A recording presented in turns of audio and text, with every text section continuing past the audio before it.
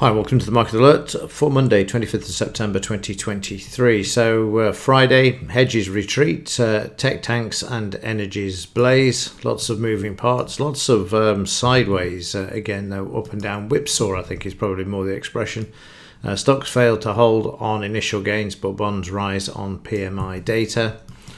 And talking of volatility, we can see that it's starting to move higher as we've come off those lows of 9.94, but the market's still in a bit of a range, so the traders can see that there's volatility around, and they just trouble is they don't know which way it's going to break out of the sideways range the markets are in.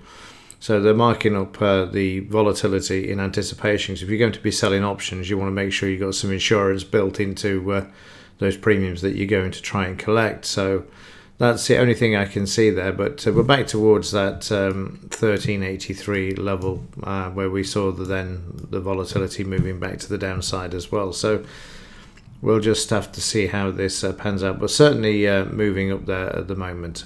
And now I'm taking screenshots of the volatility. I'll remember to put it in on a daily basis so that we actually get to see it, because I keep forgetting to launch it from the taskbar when I want to actually show it to you, and then I record and then realise I haven't put it in. So the volatility will be included each day for those of you that want it. Economic news items, well, we've only got a couple for today. We've got Lagarde and German business climate info. The only thing we've got this week is Powell, but he's not speaking until 9 p.m, so the market's going to have to use this news to make its direction this week. Hopefully it will start to pick up a bit, which it has. Like I say, the volatility's picked up, but with sort of volatility in a sideways range, which is most odd. We're seeing some very strange things at the moment, but there you go. It is what it is, and we've got to trade it as it is. So the Dow, let's have a look at that and all of the other markets for Friday, see what they did, see what they're doing on the overnight. So on Friday, we can see that very narrow range for the Dow, considering we had all of the flash data. The market still got a chance of going down to the 200 MA as well. But again, you can see these defined ranges that we're sort of working our way into at the moment. And they'll probably become even more narrower. Here's Friday's activity. Again, you can see how choppy this was for the Dow. Bit more sane overnight, and in the Asian market, DP market needs to stay above this. If not, we're likely to test the low. We can stay above it. We're not too far off Friday's high because of the narrowness of the range, as can be seen there in the daily chart. So again, will the market have a bit of volatility down to the low and then come back? Because it's done well getting off the lows over the last couple of days as well. In the German DAX, again, same picture. We've got this sideways defined range. We've been like this now since when? When's the start of this? I mean, we're going back to 10th of August. So, yeah, we're getting a bit tired now. We want to see the market break out. We want some of this sort of stuff, volatility to the downside or to the upside. Just give us some one-directional volatility. That would be great. But anyway, wishes aside, the market is sitting around that 15,468. Make it 15, around the 500 level, but the market sideways needs to get back above the 5 MA.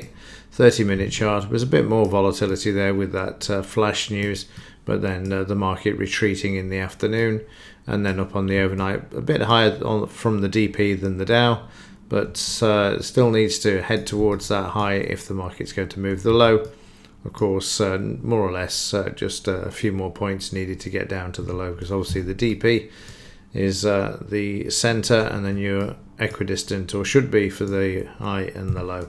S&P 500, same thing. Market very quiet on Friday compared to Thursday. Got the support there at 4336. That needs to be taken back out, because at the moment it's becoming a bit of a resistance. Again, sideways, but a bigger range, as can be seen there. I just hope it doesn't start to get into a smaller range here and hold at this level, and then decide in a few weeks' time which direction it's going to move. In the 30 minutes, again, you can see how choppy it was on Friday. At the end of the session, market currently below the DP. and heading towards the close and the low. I mean, what wouldn't be so bad if it actually just continues to break on the downside, and then we can switch to the weekly chart and see how that goes. In the FT 100 sideways, what a surprise, sitting off or coming off the 200 MA. It's got the resistance there, but it's also got this resistance now on the upside, which you can see there at 7747. That's where the market's struggling at the moment, but staying above the 200. Will it break the 200 MA? That's the question. On Friday, you can see a nice smooth move in the FT 100. Nice retracement of 89% and then down and then sideways overnight, and again below the DP and just coming below the close as well. So a bit of weakness around for this market. US dollar continues to move to the upside, putting pressure on the metals, but they seem to be faring quite well, all things considered. So let's have a look at those.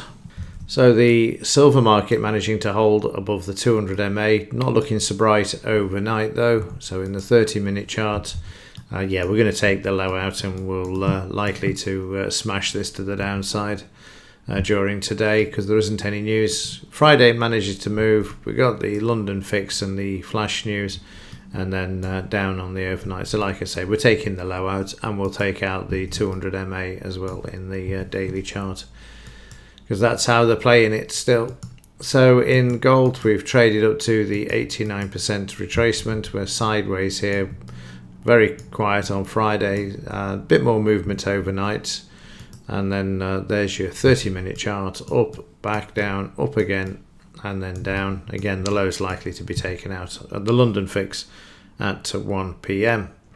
And finally, in the gold-silver ratio, finding a bit of support there at the moment, sideways. But this too, also stuck in that sideways range, as you can see there as well. So there we go. Let's see if the market can make any direction today by itself. We'll have to wait and see. But other than that, as ever, thanks for watching. See you in the next one.